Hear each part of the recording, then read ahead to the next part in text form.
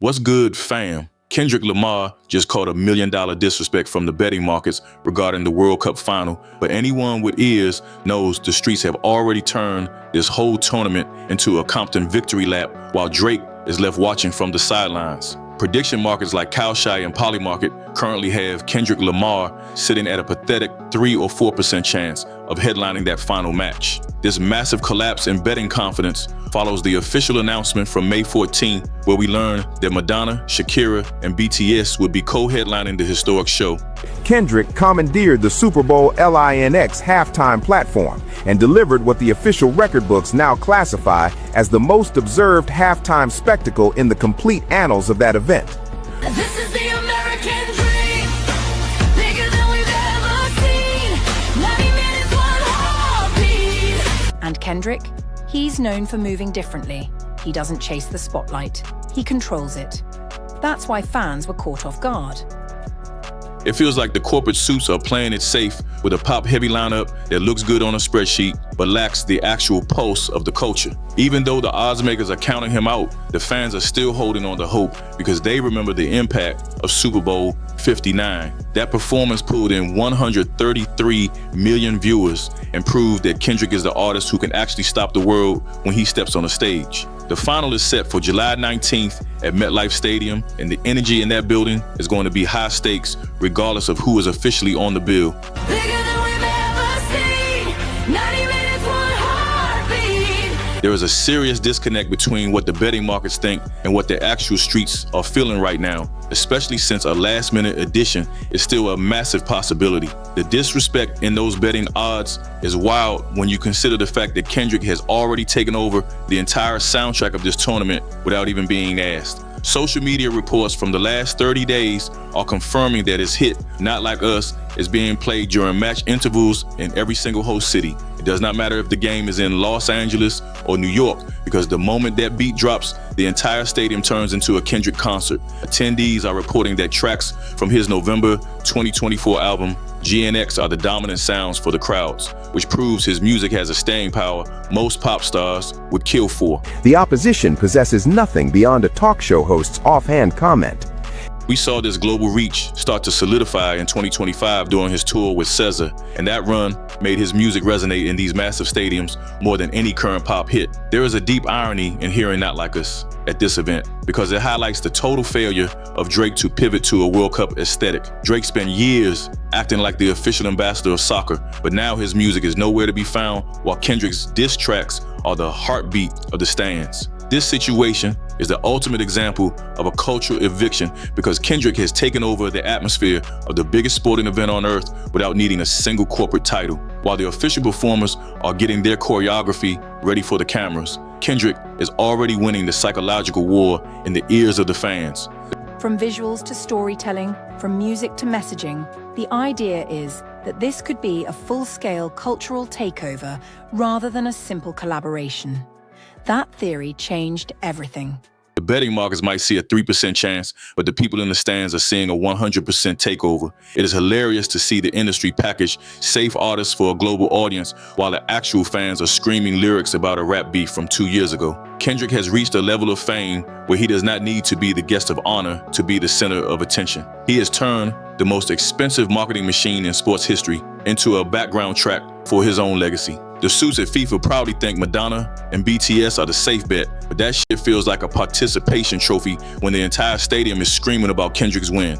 When I'm the nigga sold 5 mil out the gate and numbers do not lie. Drake tried to colonize this space for a decade, but Kendrick took the keys while Drake was still arguing with his lawyers about his UMG appeal. This is not just about a halftime show anymore, because it is about who actually owns the sound of the world in 2026. Kendrick is proving that you do not need the official headliner spot when you already own the spirit of the people inside the building. The MetLife Stadium final is going to be a massive moment, and even if Kendrick never walks out of that tunnel, his presence will be felt in every single corner. Drake's attempt to make the World Cup his home turf has backfired, so he is watching his rival turn the entire planet into a party while he sits on the bench.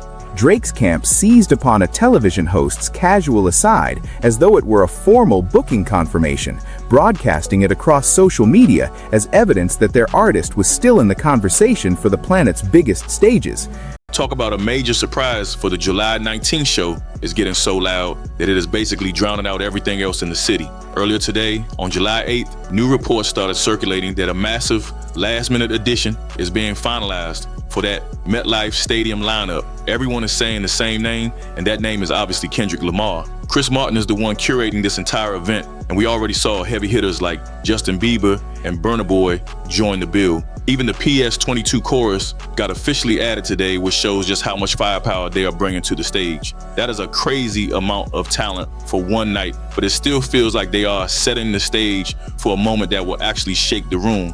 That is the genesis point. PG. If you look at the moves Kendrick is making with PG Lang and his deep partnership with Global Citizen, he is the only one who fits as that secret weapon. He has been locked in with the Global Citizen Education Fund for a long time, so a benefit performance of this size fits his current path. Corporate suits are pushing Shakira and Burna Boy as the faces of the event with their song Die Die, but the streets have already moved on. Everyone has decided that the leaked track called Rise Up is the real theme of the summer. People are tired of those polished and overproduced corporate jingles that FIFA tries to shove down our throats every single time.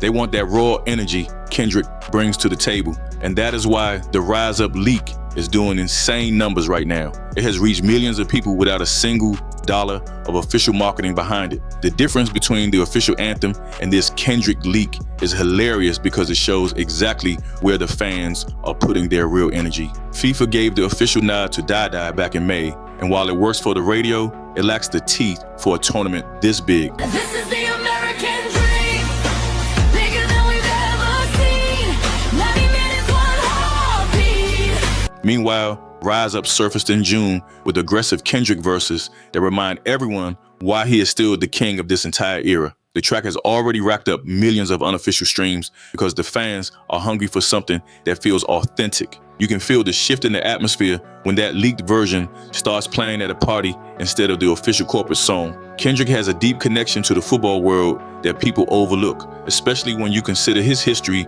with the EA Sports FC games. Most of you remember when the Hillbillies was the standout track in FC 24, which gave him a level of credibility Drake could never buy. Drake spends his time betting millions on games he does not understand, but Kendrick is actually baked into the culture of the sport. That organic connection is why fans are craving his presence at MetLife, because they know he actually respects the game and the culture.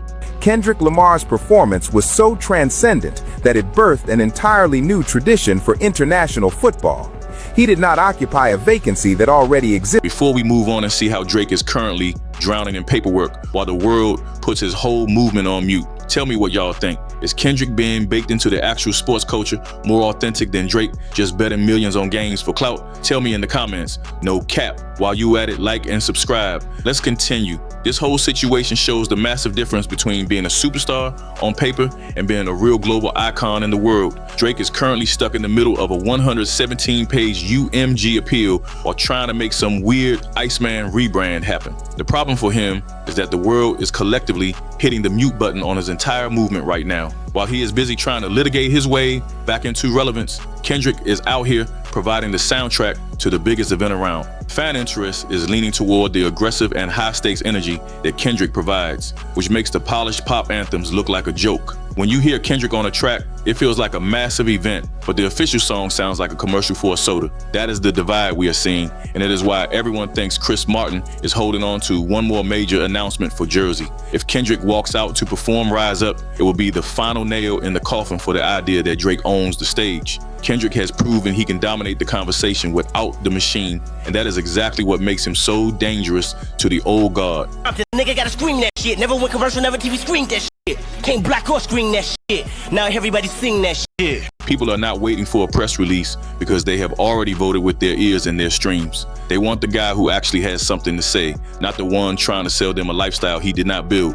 The July 19th lineup is turning into a major industry flex, but the shadow of Kendrick Lamar is still hanging heavy over every single name on that list. Justin Bieber and Burna Boy just got added today, but it honestly feels like they are just setting the stage for a main event that nobody has officially confirmed yet. Burna Boy has been on a tear lately, and that anthem he did with Shakira was meant to be the biggest moment of the whole tournament. Despite all that corporate muscle, fans are still digging for that leaked Kendrick verse like they are hunting for buried treasure. It is clear that the people want something that feels real and a little bit risky right now. Chris Martin is known for putting together these huge shows, and he understands that Kendrick is the only artist who can give this event some actual weight. That partnership with PG Lang is really the secret sauce, because Kendrick is way past the point of doing things just for a paycheck. Every move he makes is designed to shake the culture, and there is no bigger platform than a World Cup final to show everyone who is really running the game.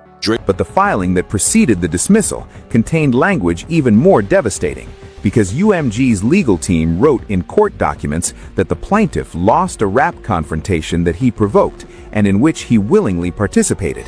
And instead of accepting that outcome like the unbothered lyricist he often claims to be, he has sued his own label. Drake can keep showing off his jerseys and his gambling tickets, but Kendrick is the one with the entire planet singing his lyrics back to him. Kendrick Lamar basically just evicted Drake from the culture by taking over the World Cup atmosphere without asking for permission from any corporate suits at FIFA. This entire tournament in North America was supposed to be Drake's big moment to prove he is still a global powerhouse on his own home turf. Instead, we are witnessing a total meltdown of his brand while the world moves on without him. While Drake is stuck dealing with 117 pages of legal appeals, people are screaming Kendrick's diss tracks from Toronto to Mexico City. He is trying to make some embarrassing Iceman rebrand stick, but the rest of the world has already moved on to the next chapter. The energy in those buildings is the only stat that matters. And right now, all that energy is flowing directly toward Compton. It does not matter how much money Drake pours into marketing or how many lawyers he hires, because you cannot sue the streets into liking your songs. Hearing Not Like Us blasting in his own backyard has to be killing him, especially while he sits on the sidelines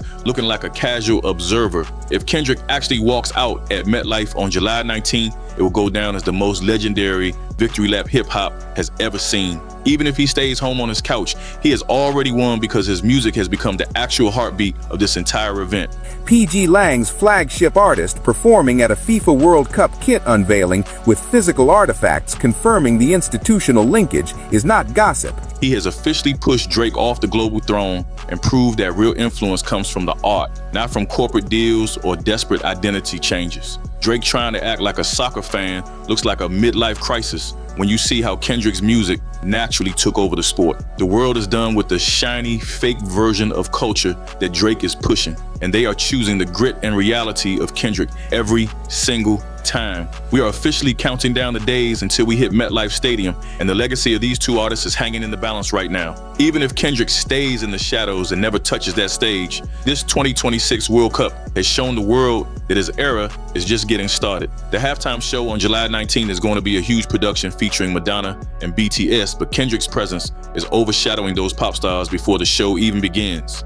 Kendrick commandeered the Super Bowl LINX halftime platform and delivered what the official record books now classify as the most observed halftime spectacle in the complete annals of that event. Every single person in that building will be looking for a surprise guest, and the global disappointment will be massive if Kendrick does not show up. My final prediction is that we see a surprise appearance from Kendrick that officially crowns him as the top dog in this genre.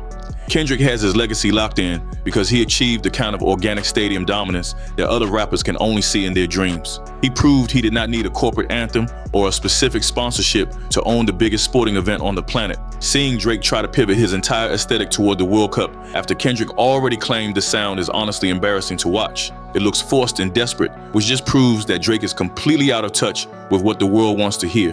Drake is out here trying to play the part of a global superstar, but Kendrick is actually being one in real time. This entire era is defined by a cultural dominance that does not need a corporate machine to tell the people what is hot. Before we see how a last-minute addition might shake up the final, I want to know if you think Kendrick already won the World Cup without being on the official bill. Tell me what you think in the comments. No cap, and make sure you like and subscribe while you're at it. Let's continue.